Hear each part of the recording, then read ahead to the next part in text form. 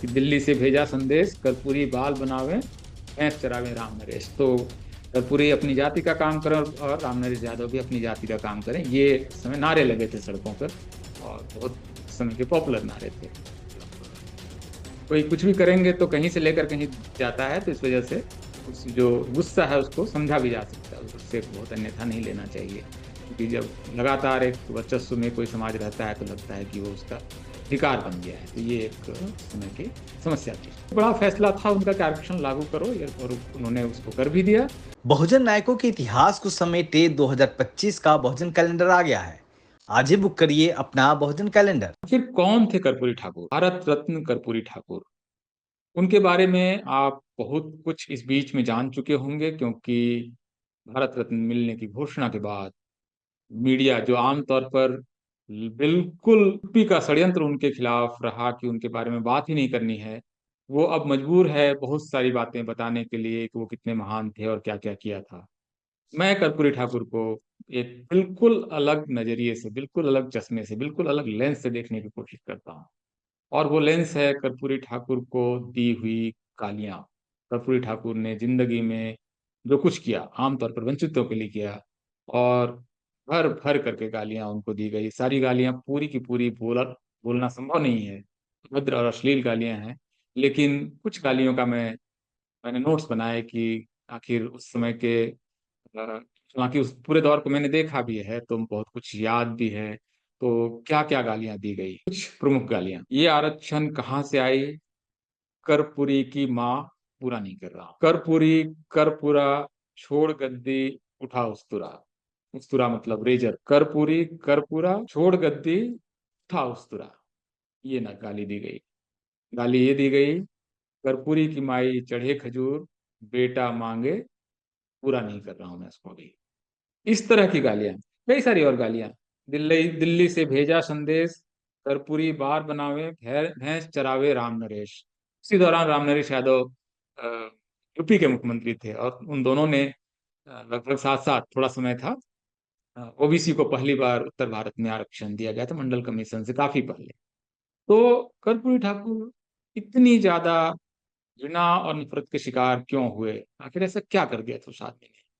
एक साधारण से परिवार का एक बच्चा, फिर स्कूल गया, कॉलेज गया, स्वतंत्रता आंदोलन में हिस्सा लिया, जेल गया।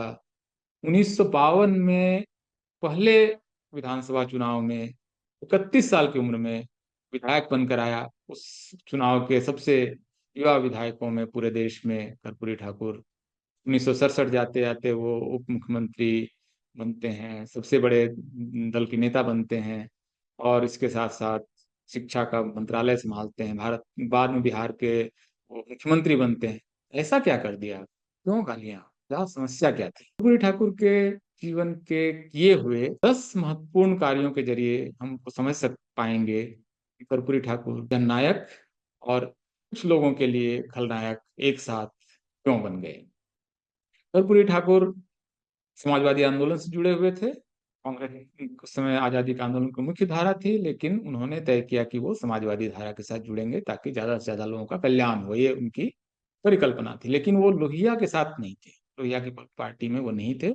वो जयप्रकाश नारायण और प्रजा सोशलिस्ट पार्टी में थे।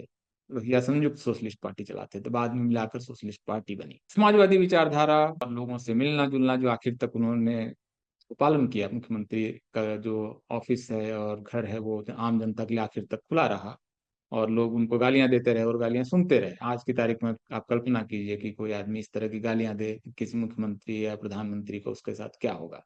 कर्पूरी ठाकुर बिल्कुल शिव की तरह, उन्होंने वो सारा जहर उन्होंने अपने पी लिया और गले में उसको रखा, मतलब उस जहर को, मतलब किसी का उसको नुकसान नहीं होने दिया। उसकी वजह से वो घृणा में नहीं आया कभी। कई सारे किस्से हैं। उनके पिताजी को जब गांव में बहुत अपमानित किया गया तो लोगों ने कहा आप कार्रवाई कीजिए, जो इस सामंत लोग इनके खिलाफ ये सब कर रहे हैं। उन्होंने कहा नहीं नहीं, ये मैं नहीं करूंगा। वो एक पूरे समाज की समस्या है, पूरे समाज की समस्या के तौर पर उसको मैं ठीक करने की कोशिश करूंगा। तो जानते हैं कर्पूरी ठाकुर के उन 10 प्रमुख कार्यों को जिसकी वजह से कर्पूरी ठाकुर जननायक और खलनायक दोनों। संयुक्त सोशलिस्ट पार्टी और प्रजा सोशलिस्ट पार्टी मिलकर सोशलिस्ट पार्टी बन गई थी। 1967 में कांग्रेस का जादू उतार पर था। नेहरू का पूरा जो तिलस्म था वो डिलीवर नहीं कर पाया था, जो प्रॉमिस था एक तरह से आजादी का आंदोलन का। तो 67 में कई राज्यों में, मेरे ख्याल से 9 राज्यों में विपक्ष के साझा सरकारें बनी, संविध सरकारें जिसको बोलते हैं, संयुक्त विधायक दल की सरकारें।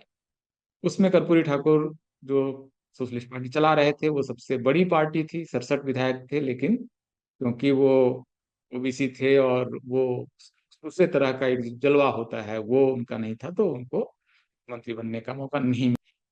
तो कर्पूरी ठाकुर दिल्ली आए, उस समय सोशलिस्ट पार्टी एक हो चुकी थी, और वो लोहिया से मिले तो उन्होंने कहा कि बात तो हम तब करेंगे जब आप कुछ करके आओ, अभी तो आपने कुछ किया ही नहीं, तो क्या बात करेंगे। कर्पूरी ठाकुर बिहार जाते हैं और दो बड़े फैसले लेते हैं। पहला फैसला, और इनके 10 कामों में ये पहला बड़ा फैसला, बिहार में मैट्रिकुलेशन तक यानी 10वीं तक जो भी बच्चा सरकारी स्कूल में जाएगा उसको फीस नहीं देनी पड़ेगी। फ्री एजुकेशन, उत्तर भारत का पहला राज्य। इसका मतलब हुआ कि जो बच्चे फीस नहीं चुकाने की वजह से जिनकी स्कूल छूट जा रहा था, वो सारे बच्चे भी जुड़ने लगे, स्कूल जाने लगे। ये हुआ कर्पूरी ठाकुर की वजह से, और उसका असर आप देखते हैं बिहार में। उसके बाद एक शिक्षा का विस्फोट होता है, क्योंकि गरीबी की वजह से बहुत सारे लोग बच्चों को अपने काम में लगा देते थे और बच्चे पढ़ नहीं पाते। पहला फैसला। दूसरा फैसला बहुत विवादित है, बहुत विवादास्पद है, आज उसको अलग तरीके से देखा जा सकता है। लेकिन उस समय स्थिति ये थी कि महिलाएं आमतौर पर मैट्रिक पास नहीं कर पा रही थी।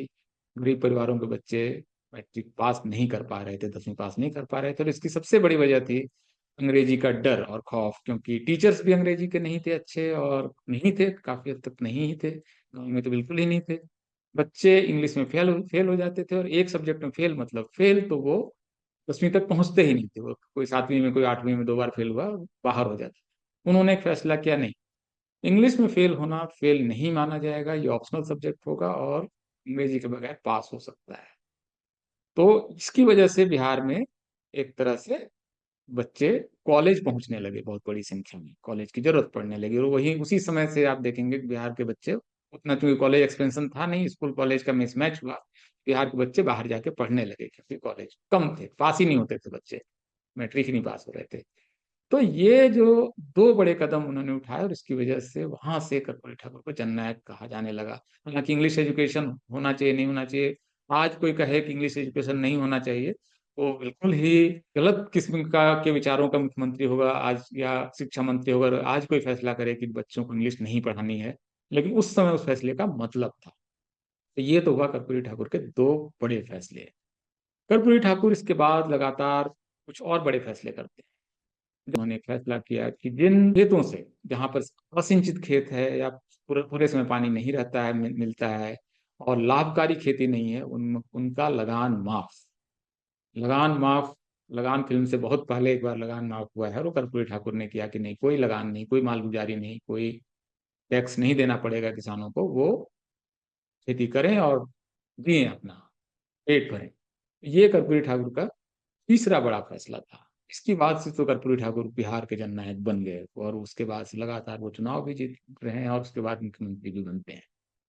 77 में उन्होंने दो बड़े फैसले किए। पहला फैसला उन्होंने ये किया कि जो मुंगेरी लाल कमीशन की रिपोर्ट पिछड़े वर्गों के विकास के लिए बनाकर रखी हुई थी, उसको उन्होंने लागू कर दिया। इसका मतलब हुआ कि बिहार में, पूरे उत्तर भारत, पहली बार पिछड़ी जातियों को आरक्षण मिलना शुरू हुआ सरकारी नौकरियों में। और इसकी वजह से पिछड़ी जो जातियों के 50 से 60% आबादी के लोग थे, पहली बार बड़ी संख्या में सरकारी नौकरियों में जाने लगे। उसी के तुरंत बाद यूपी में राम नरेश यादव भी मुख्यमंत्री थे उस समय, उन्होंने भी ये फैसला किया। इसी वजह से कहा जाता है कि, जो मैंने आपको नोट किया मैंने, कि दिल्ली से भेजा संदेश, कर्पूरी बाल बनावे, भैंस चरावे राम नरेश। तो कर्पूरी अपनी जाति का काम करें, और राम नरेश यादव भी अपनी जाति का काम करें, ये उस समय नारे लगे थे सड़कों पर, और बहुत समय के पॉपुलर नारे थे। मतलब कोई कुछ भी करेंगे तो कहीं से लेकर कहीं जाता है, तो इस वजह से उस जो गुस्सा है उसको समझा भी जा सकता है, उस गुस्से को बहुत अन्यथा नहीं लेना चाहिए। क्योंकि जब लगातार एक वर्चस्व में कोई समाज रहता है, तो लगता है कि वो उसका अधिकार बन गया है। तो ये एक उस समय की समस्या थी। बड़ा फैसला था उनका कि आरक्षण लागू करो, और उन्होंने उसको कर भी दिया। इसके साथ उन्होंने एक और फैसला किया, जो उनके बड़े फैसलों में है, पांचवा या छठा बड़ा फैसला, कि ओबीसी एक बहुत बड़ा समुदाय है, सारे लोग विकास के अलग अलग स्तर पे हैं, समृद्धि के अलग अलग स्तर पे हैं, शिक्षा के अलग अलग स्तर पे हैं, जो अति पिछड़े हैं, मोस्ट बैकवर्ड, उनको उन्होंने अलग से आरक्षण दिया। और ये भी उत्तर भारत का पहली बार ये हुआ। यूपी अभी तक नहीं दे पाया है अति पिछड़ों का आरक्षण। केंद्रीय स्तर पर सरकार अभी तक नहीं कर पाई अति पिछड़ों का आरक्षण। रोहिणी कमीशन की रिपोर्ट मेरे ख्याल से 2017 में बनी थी और इतना समय हो गया, रिपोर्ट भी अब तक नहीं वो सौंप पाए, क्योंकि कास्ट सेंसस की वजह से उनका डाटा वगैरह का बहुत सारा वो समस्याओं में फंसा हुआ है।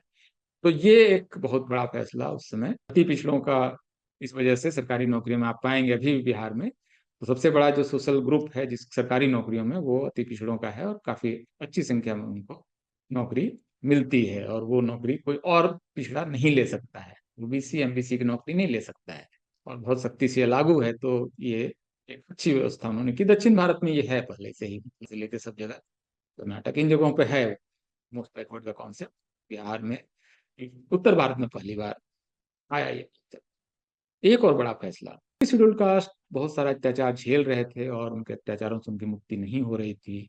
उन्होंने एक फैसला किया, न सिर्फ शेड्यूल कास्ट के लोगों को, अनुसूचित जाति के लोगों को बंदूक के लाइसेंस दिए जाएंगे, बल्कि सरकार खरीद कर उनको बंदूक देगी।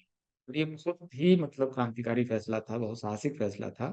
और इंदिरा गांधी ने इस फैसले का विरोध किया था, जो अखबारों की फर्स्ट हेडलाइन बनी थी उस समय कि बंदूक दिए जा रहे हैं वंचितों को, वो ठीक नहीं है। मतलब ये इंदिरा गांधी का, जब वो अपना से वो स्टेटमेंट आई थी तो वो स्टेटमेंट भी उन्होंने दिया था, भाषण में उन्होंने कहा था।